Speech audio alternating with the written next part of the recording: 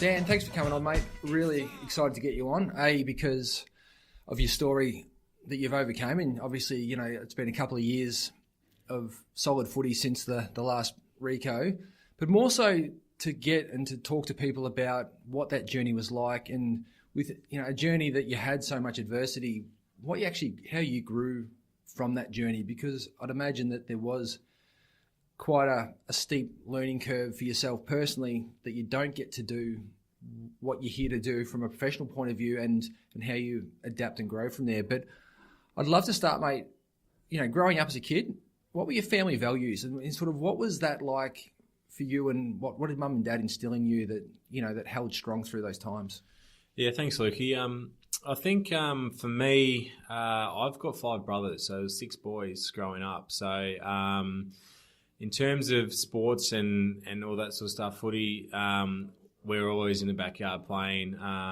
So that competitiveness was always there, and certainly helped growing up.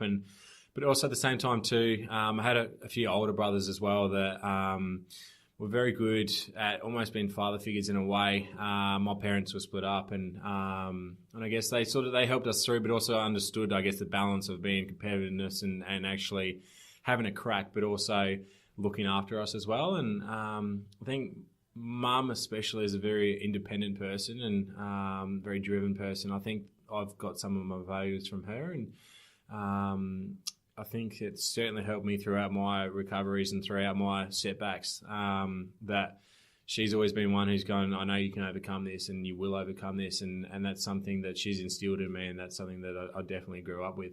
Yeah, okay. That's really, so whereabouts in the brother lineup do you situate yourself? I'm in the middle, so I have 3 older brothers and 2 younger brothers. So it's good. I've got a couple of the 2 eldest. They're about 10 years older than myself, and pretty much the rest of us as well. So they've been really good throughout juniors, but even now they're great for me to bounce things off and just to learn things from. And but at the same time, yeah, like I said, we always had something going on in the backyard, and we're very active because there was so many of us. How much did you, like, when you reflect on that, how much did you actually, you know, whether it's, you know, just by watching or actually got taught, but how much did you learn from your brothers, especially the older ones initially, and then how much of that did you feel a responsibility then to pass on to the younger brothers, being right in the middle? So, you know, I'd imagine that those backyard moments were real coaching and learning moments for you. Yeah, absolutely. I think of my 2 eldest, Matt is the second eldest, and he played footy all through juniors, all the way through to senior level in South Australia, and he was always passing on knowledge, but also just different things that he learned along the way, that he'd always be like, make sure you don't do this, I went down this path, or try and steer towards this. So he was really good at just keeping things simple, but also keeping us on track. And so he's been a massive help for me. But then conversely, like you said, to the 2 younger brothers, and especially Troy, who's my youngest brother, we were probably the closest 2 brothers because we both love footy. We both did so much together.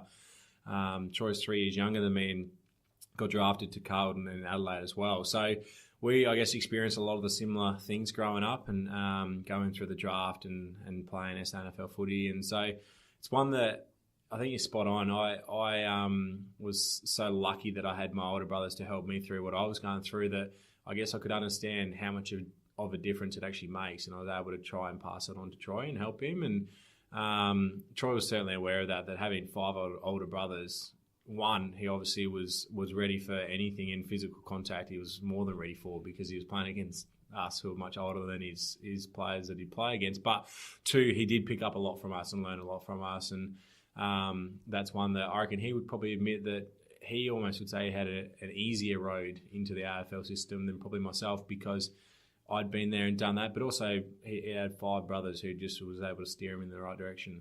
Yeah, and I think you made a really good point, man, in terms of there's a huge, you know, difference between, say, a guy that gets drafted who's got no brothers or sisters, and someone that's got older brothers and sisters, especially ones that have been in the system or been at a high level, because there's the physical attributes, but there's the ability to be able to talk at a more senior level to older players, to be able to have a conversation. And you'd see this every year where you get some kids that can hold a conversation and others that really battle because they're just not used to it. They're not practiced in that skill.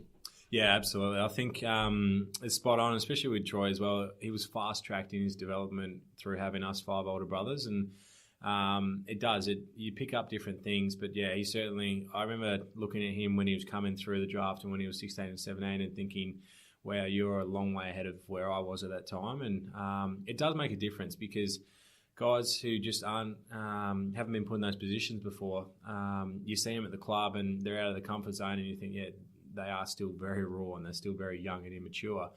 And it just does take that little bit longer for them to develop. So it's one that you've got so many things going on, especially in your draft year too, with year 12 to finish and other things like that, that if you have got the little heads up on a couple of things that are coming at you, it does make things much easier and much smoother transition for you as well. Yeah, okay. And the household, I just imagine it, I've got 5 of my own kids, so I just imagine it was, what's the energy like in that house, especially, is there a real care for mum to look after her and make sure that, you guys do your dishes and clean your room and there's a respect there? Was that really instilled into the whole brothership and also the family? Yeah, it was. I think as much of that was from mum, and I think mum...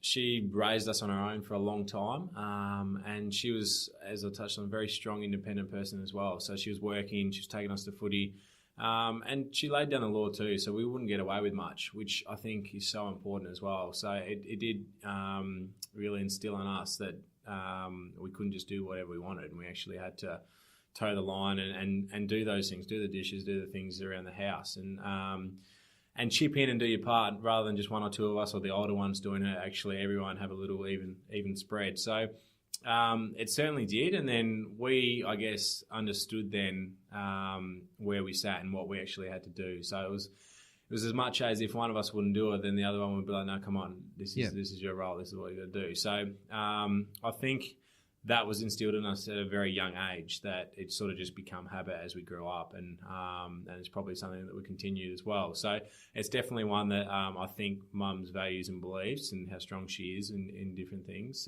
has definitely rubbed off on us. And growing up, did you have the awareness of the self-awareness growing up to, was there a moment in time where you realised mum is really strong and she is really independent, that you realised it? Was there an age or a time? Probably not until I was out of school and out of home as well at the same time. I think you do pick up things when you're in environments, but it's much easier, or it's actually much more known to you when you move out of that environment. And I did know the mum was pretty strong, and I also thought different things, you'd be at footy and how different parents would react. And I remember thinking, our mum handles these situations much better than most. But it's almost taken that for granted a little bit because you're in the situation, you're in the here and now, that it's sort of like, I know we've got it good, but that's how it is, sort of thing. So I guess it's not until you probably do move away from that you can take a step back and see it as it is and actually think, and I did think that in my first year at the club in Geelong. I remember thinking, I'm pretty lucky the position I've got into, and mum's been a massive role in that and actually played a bigger role than what I probably understood through my junior years. Yeah, it's amazing when you get that little bit of space to reflect. And I'd imagine also, Dan, in terms of, being, a talented footballer, that you got grounded really quickly back home. As soon as you got back home, it was sort of not the gold carpet treatment or red carpet treatment. It's back to the dishes, it's back to the chores, it's back to pulling your weight within the house because there's things to do. Yeah, absolutely. And I think, mum was obviously very big on that, you might be in the papers now and you might, things might be looking pretty good for you and you might be getting paid a bit more than what you're used to getting and everything else. But at the same time, it doesn't change anything from the rest of your brothers. And that's it's great with not just family, but close mates as well. I remember speaking with my mates when I was probably 19, 20, and you have people come up to you and real nice, and your mates still bag you out and still treat you exactly the same way. And I remember saying to them, don't ever change with that around me in any situation, because that's why you're closest mates, because you can cop that from them, because that's what you want. That's that bond. So I think very much with my brothers and my mates, that is very much the case. And it does. It keeps you grounded, but it also it actually makes you, I guess, really understand, but also warrant and relish having that relationship there with those. Yeah, okay. Mate, you got drafted. Like, what's that?